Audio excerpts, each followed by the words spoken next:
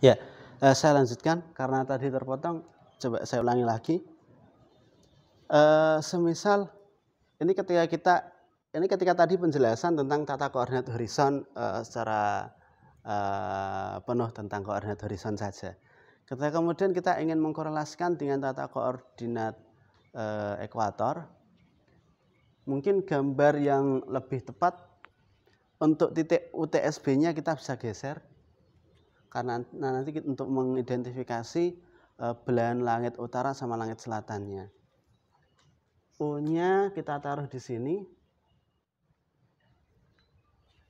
Ini U, semisal ini timurnya di sini, selatannya di sini, baratnya di sini. Sini. Posisi bintang yang kita amati di sini posisinya. Berarti azimutnya semisal ini 90, sini anggap saja 100 azimutnya. Tingginya 10 derajat.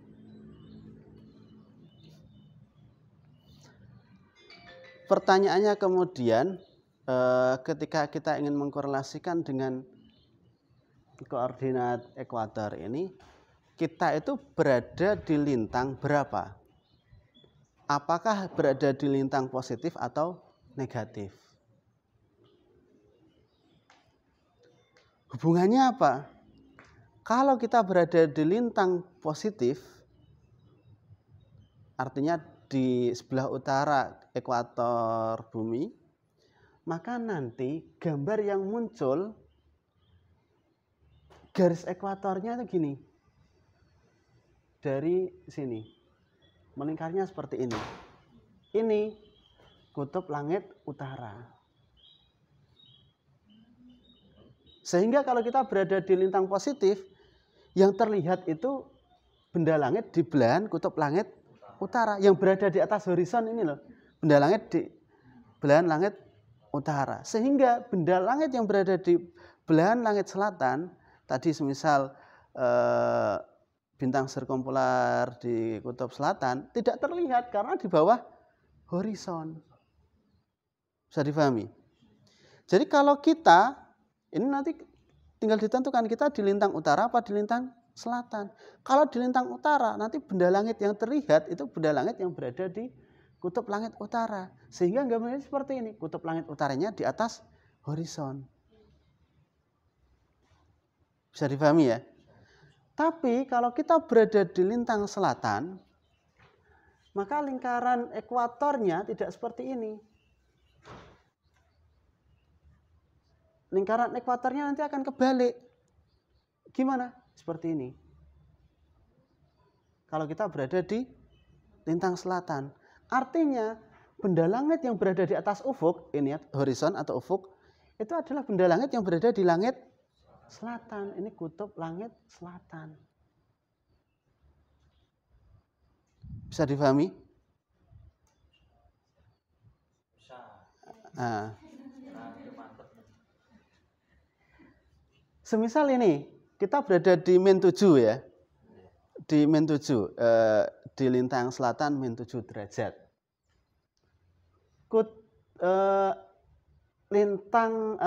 Lingkaran ekuatornya ini, yang terlihat dari atas ufuk adalah bintang-bintang di daerah kutub langit selatan. Berapa kemudian nilai bintang ini tadi? Deklinasinya berapa? Positif apa negatif?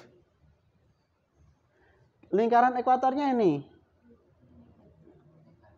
bintangnya di sini, berarti negatif. Ini ketika dalam koordinat ekuatorial, ini sebagai lingkaran utama, gitu kan? Lingkaran dasar utama, kemudian lingkaran dasar keduanya tegak lurus dengan lingkaran dasar utama. Berarti lingkaran dasar keduanya ini. Nah, tegak lurus ini. Nah, ini.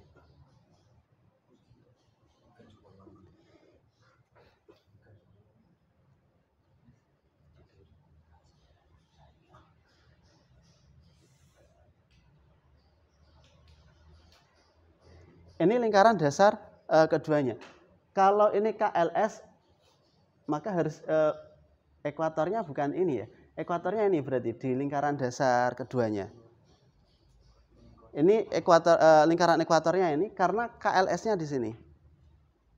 Ini kutub langit selatannya, ini kutub langit utara. Berarti ini lingkaran ekuatornya ini. Ya, lingkaran ekuatornya ini. Nah, lingkaran ekuator ini berada di persis lingkaran ekuator semisal. Sebelah utaranya kan sini, sebelah utara ekuator. Sebelah selatannya ini, bintangnya pas di sini. Pas di lingkaran ekuator. Berapa nilai deklinasinya? Nilai deklinasinya adalah 0. Itu aja, dicek. Nilai deklinasinya adalah 0. Karena pas di ekuator, lingkaran ekuator. Semisal bintangnya ini posisinya di lebih atas sini, maka ini selatan, negatif, kutub langit selatan. Kalau di sebelah utaranya sini, di kutub langit utara, positif. Ini deklinasi bintangnya. Deklinasi bintangnya seperti itu. Kemudian asensio rektanya. Asensio rektanya, taruhlah semisal perpotongan antara atau titik arisnya semisal posisinya di sini semisal. Di titik ini semisal perpotongan Aries, maka nilai asensio rektanya dari sini ke sini ini berapa gitu. Itu nilai asensio rektanya. Deklinasinya sini dari sini ke sini, asensio rektanya dari sini ke sini. Sehingga dari sini kita bisa melihat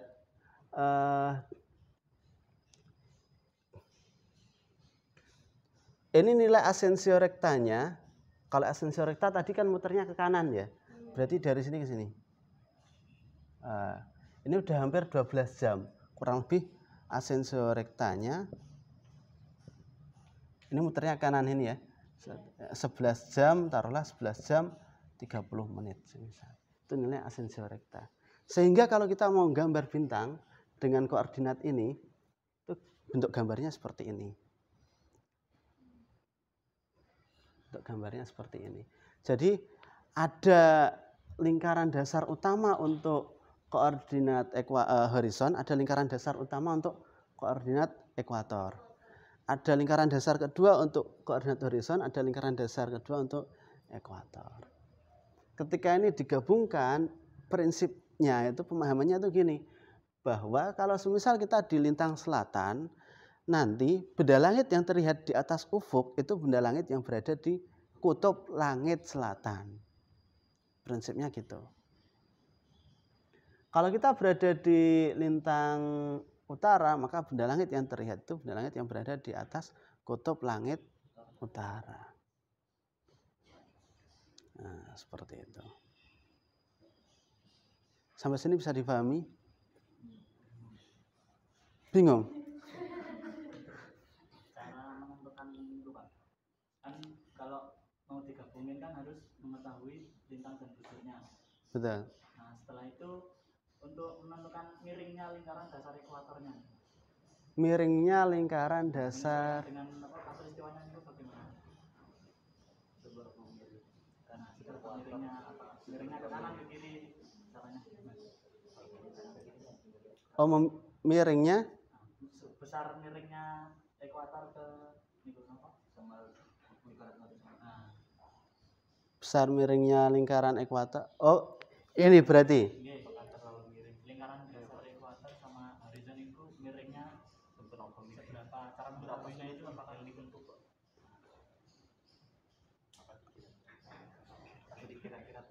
Sebenarnya ini kan tadi gambar kasaran ya. Artinya mungkin skalanya tidak persis dengan nilainya. Kemiringan antara lingkaran ekuator dengan lingkaran horizon, kita bisa memahami bahwa lingkaran ekuator itu nilainya sama dengan lingkaran ekuator bumi. Artinya lingkaran ekuator ini pas dengan garis khatulistiwa. Pas dengan garis Katulistiwa.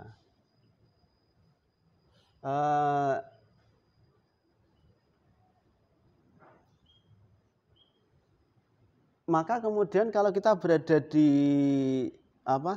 lintang selatan, maka tempat kita berada di selatan dari Katulistiwa itu. Kalau di gambar ini, bentar, ini gambarnya terlalu banyak garis nih. Ini lingkaran ekuatornya di sini. Zenit, iya. Jadi kalau kita itu di sini, nilai kita itu zenitnya itu sama dengan lintang tempat kita. Dari lingkaran ekuator ke zenit ini nilainya sama dengan lintang tempat kita. Kalau kita di min 7 derajat, berarti ini sudutnya min 7 derajat. Bisa dipahami? Sehingga kalau ini min 7 derajat, kemiringan ini dengan ini selisihnya min 7 derajat. Sama enggak kemiringan ini dengan ini? Sama. Zenit ini tegak lurus dengan horizon. Lingkaran ekuator tegak lurus dengan kutub langit selatan, lingkaran yang menghubungkan kutub langit selatan. Ketika ini dengan ini membentuk sudut 7 derajat, maka ini membentuk sudut 7 derajat juga. Nah, seperti itu.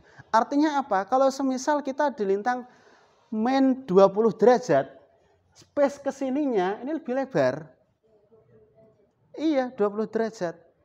Ini space kesininya, ini juga lebih lebar.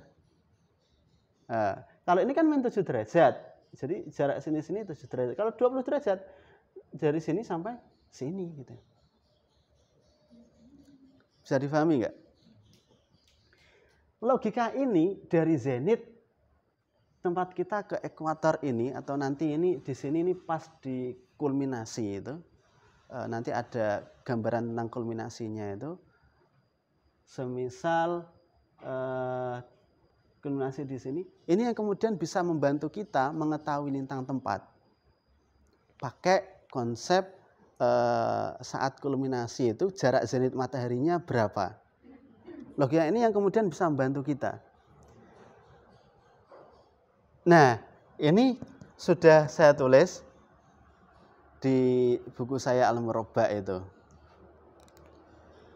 Hanya saja minus gambaran ini. Jadi tentang formulasinya itu, kalau kemarin di kelas riset ada yang ngambil kulminasi tempat dan kulminasi daerah, itu nanti korelasinya sama bujur. Tapi kalau ini jarak zenit matahari, nanti korelasinya sama lintang tempat itu.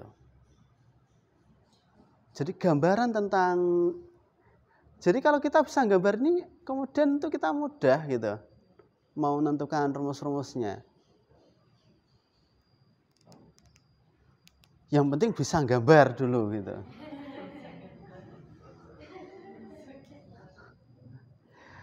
Semisal kayak ini tadi di sini posisi ini lingkaran ekuatornya, deklinasinya 0. Deklinasi diketahui 0. Kemudian asensio rektanya 11 jam 30 menit. Ini ke sini 11 jam 30 menit. Deklinasi 0, asensio rekta 11 jam 30 menit. Berapa nilai ketinggiannya? Ini kan sudah membentuk segitiga bola. Sehingga nanti ketika menghitung ketinggian, itu melibatkan unsur deklinasi. Di lintang tempat berapa? Lintang tempat kaitannya dengan kemiringan ini. Dan sudut waktu juga. Nanti ada unsur lain. Itu tapi pemahamannya itu kurang lebih seperti ini. Bahwa rumus itu tidak lepas dari segitiga bola yang terbentuk gitu. Sehingga kalau sudah terbentuk segitiga bola, maka kita bisa mengimplementasikan rumus-rumus dalam konsep segitiga bola itu ke dalam aplikasi atau implementasi yang kita maksud. Ini korelasi antara koordinat ekuatorial sama koordinat horizon.